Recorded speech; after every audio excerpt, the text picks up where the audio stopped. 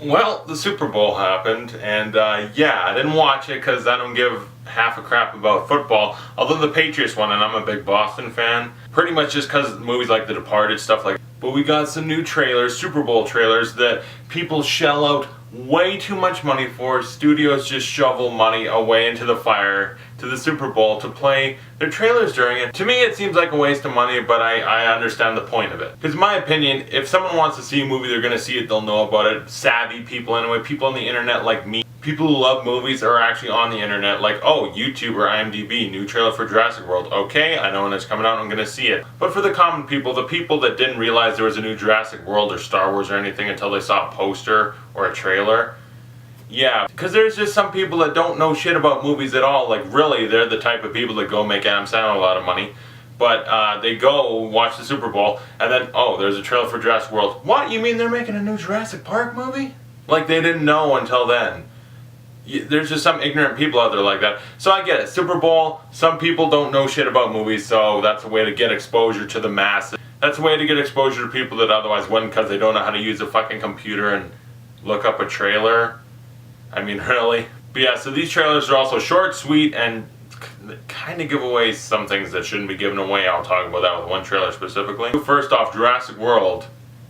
I get a couple questions I wasn't quite sure on. I get them answered. Yes, the Raptors, Chris Pratt trains them, and so then when he's on the motorbike and all, I take it as they're on his side, they're going to try help.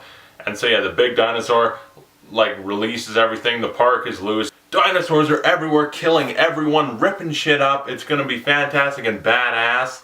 And yeah, so that looks pretty good. Although the end part with the two kids screaming, the little kid was good, but the older brother is just kind of like, no, what are you doing? It seems more like his reaction belongs in a goofy comedy than a somewhat intense action movie. But aside from that, it looks really good. So I'm staying away from trailers at this point. I don't need to know anymore. I feel like at this point, any more trailers will just wreck it. Like another trailer I'll talk about. But first, and this one, it's not a Super Bowl trailer, but I want to talk about first before the last one because that's the one I have the most to talk about. But Magic Mike XXL.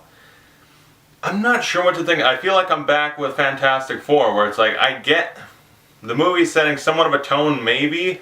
I don't get a feel for the movie, what it's going to be like, or anything, really. And this one, it's like, it feels like the first Magic Mike movie enough. You got the same music, and I guess what I get out of the trailer is, I guess Mike, his entrepreneurship is like, I'm kind of fading back into the male stripping, so he goes back to it. And it looks like the whole crew except for Matthew McConaughey's back, and I think Alex Pettyfer, I'm assuming they're still back in Miami, I guess, just living it up. Magic Mike and the rest of the guys, I guess, are somewhere else. I'm not quite sure. Maybe Matthew McConaughey and Alex Pettyfer died. I don't know what happened. I guess I'll find out. But it looks like Magic Mike's single again, so now the whole theaters are just they're gonna have to mop up the floors when the movie's over, just like the first one. Oh, that's wrong, but it's fairly accurate, actually. I don't think Steven Soderbergh's back directing, but I think he's doing cinematography. I don't quite remember. I thought I heard that. I guess I should look it up before doing this video, but I'm lazy. And now the big one. Fast and Furious 7. Now I'm excited for sure. You got cars flying all over the place, big explosions, shit's going nuts. But they spoiled what's probably one of the best moments in the movie. Not the fact that Vin Diesel and Jason Statham basically ram into each other to fly at each other and beat the shit out of each other, although that looked pretty cool. What I'm talking about, even more than Dwayne Johnson, Daddy's gotta go to work, busting out of a cast.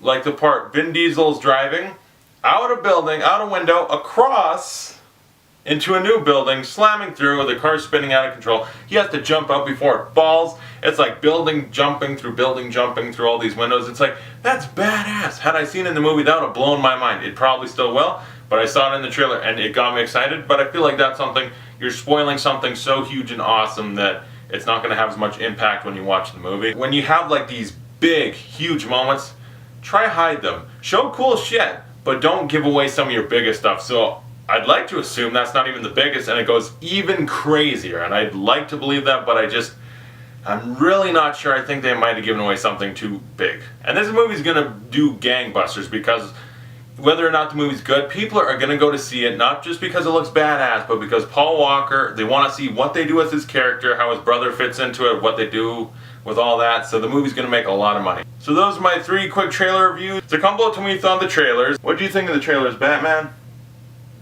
He doesn't want to talk right now. So yeah, thanks for watching. I'll see you guys later.